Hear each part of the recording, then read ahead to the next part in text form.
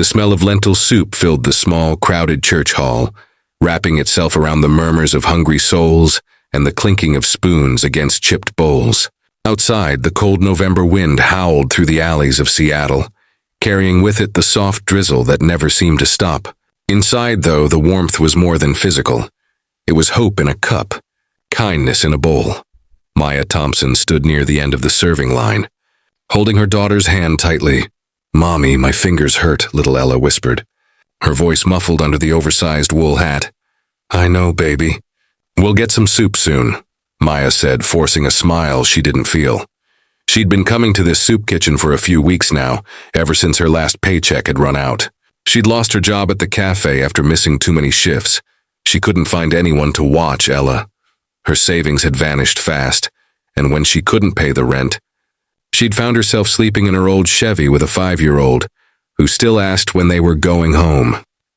The volunteers behind the counter were all smiles, retired folks, college kids, and a few people who looked like they'd been through hard times themselves.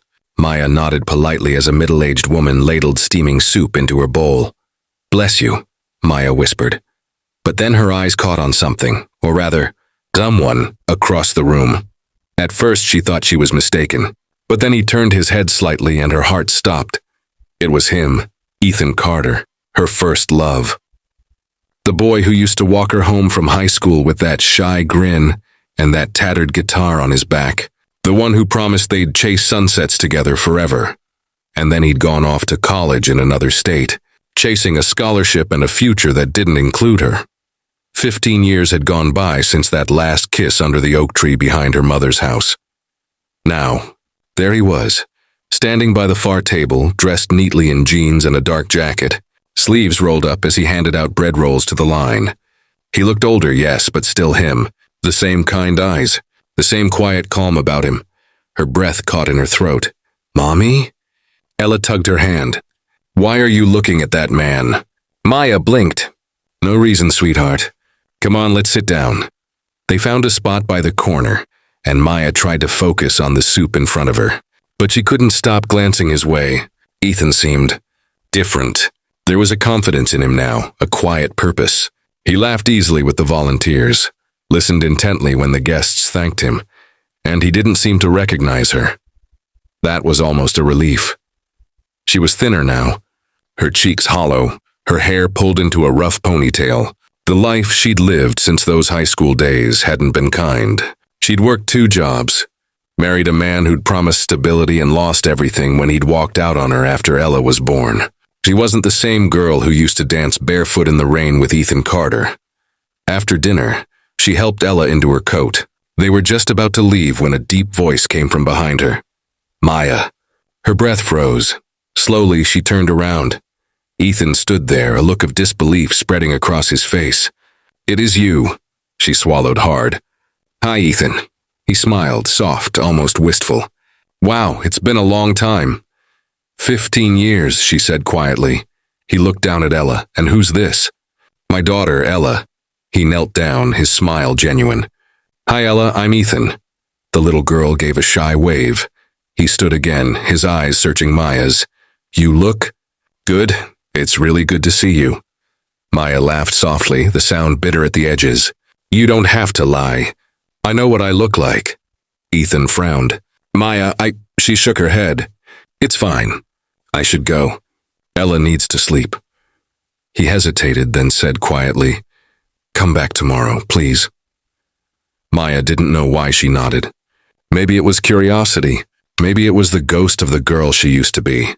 The next evening, she did return. Ethan was waiting. He didn't press her with questions at first. Instead, he handed her a warm cup of coffee, the kind she hadn't had in months. "Thanks," she murmured. They sat at a quiet corner table after dinner service ended, Ella sleeping against her coat nearby.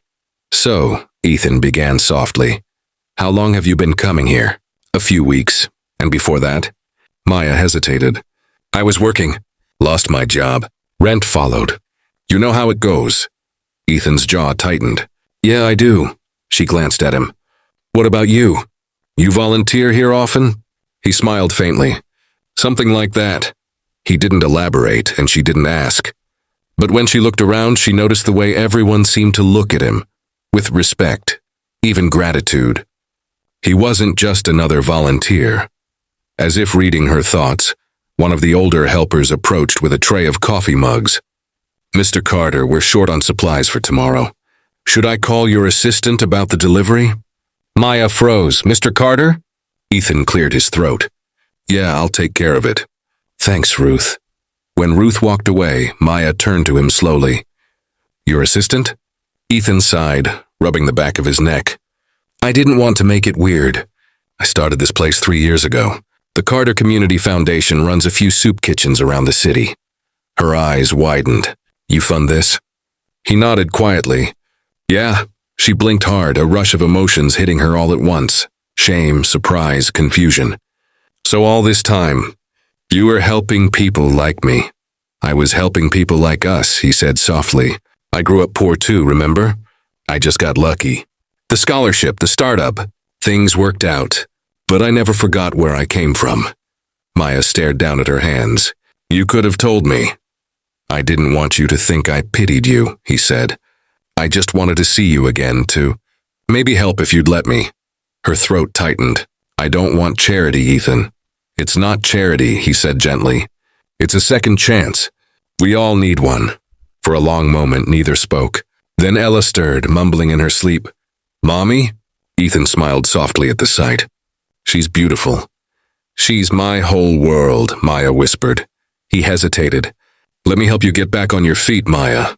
I have a program here, housing, jobs, childcare. No strings attached, just let me help." She shook her head, tears stinging her eyes. "You don't owe me anything." "I know," he said quietly. "But maybe I owe her." He nodded toward Ella. "Every kid deserves a warm bed. And maybe, just maybe, you and I can make sure she gets that." A month later, Maya stood outside a small, sunlit apartment on Pine Street.